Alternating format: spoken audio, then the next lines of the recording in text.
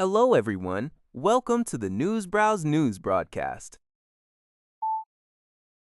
According to Misha Sin before, the Israeli military has significantly increased its attacks on critical facilities across Iran, including consecutive airstrikes on multiple nuclear sites and steel mills on March 27th.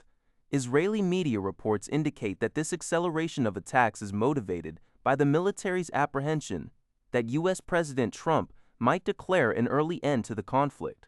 Israel justifies its actions by claiming that the Iraq heavy water reactor, bombed previously last June, was a plutonium production hub and Iran was attempting to rebuild it, alongside a uranium concentrate factory deemed crucial for its nuclear program. In response, Iran's Foreign Minister Arakchi warned of severe repercussions, and a ballistic missile from Iran subsequently struck Tel Aviv, resulting in one fatality. Iran's Revolutionary Guard has also threatened further attacks on Israeli and U.S.-linked industrial targets in the Middle East, suggesting a likely escalation of hostilities. US President Donald Trump announced on March 27th that the United States still has 3,554 targets in Iran that are awaiting attack, emphasizing that these matters would be handled quickly. Concurrently, sources familiar with the situation have indicated that the USS George H.W. Bush aircraft carrier has been dispatched to the region near Iran, specifically the area of responsibility for the U.S. Central Command in the Middle East. President Trump commented that Iran, once a powerful nation, no longer holds that status. While the exact purpose of the USS Bush's deployment remains unclear, whether it is to join two other carriers already operating in the Middle East or to replace one of them. Trump has reportedly been weighing various military escalation options. However, he also asserts that negotiations with Iran are ongoing. This news comes from Zio Shiba. According to Sinda, Iranian forces launched a drone and missile attack on the Prince Sultan Air Base in Saudi Arabia on Friday, where U.S. troops are stationed. The assault resulted in at least 12 U.S. service members being injured, 2 of whom sustained serious wounds and caused damage to several U.S. aerial refueling tanker aircraft. One building on the base was hit where the injured personnel were located. This incident follows a similar attack reported on March 13th, where 5 U.S. tanker aircraft were struck, though then President Trump stated only one was damaged.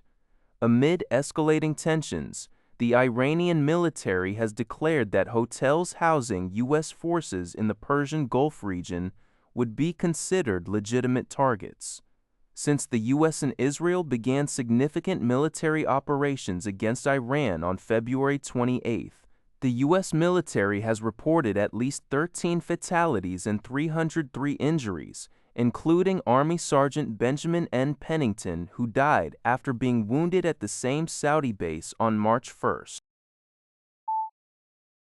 NetEase reports that Ukrainian drones have launched a series of attacks, striking Russia's major Baltic Sea oil export ports of Ust-Luga and Primorsk 3 times within 5 days. These assaults are part of Kyiv's strategy to inflict permanent damage on Russia's energy infrastructure, which includes oil refineries, storage depots, and pipeline pump stations, ultimately aiming to cut off a significant portion of Russia's oil and gas revenues, which constitute approximately a quarter of its state budget. Satellite data from NASA confirmed new fires at both ports, which collectively handle 2 million barrels of Russian crude oil exports daily. In addition to the port attacks, a drone also struck a blast furnace at Severstol, Russia's second-largest steel manufacturer in Cherepovit, Volodya region, with reports of an attack on the Apatit chemical complex as well. Ukrainian President Volodymyr Zelensky stated, "These attacks are a direct response to the international community's perceived relaxation of sanctions against Russia, asserting Ukraine's own long-range strike capabilities as a means of pressure.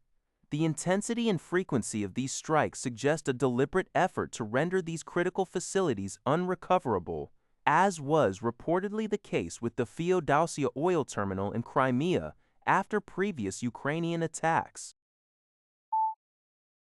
Al Jazeera reports that former President Donald Trump publicly issued a military threat against Cuba during his speech at a Saudi investment conference. According to the news outlet, Trump stated, "Cuba's next," indicating a potential military target for the United States. The remarks were made in the context of an international gathering, drawing attention to his stance on foreign policy matters. The article highlights his direct threat while participating in a significant global event. That's all for this video. Thank you for watching. See you in the next video.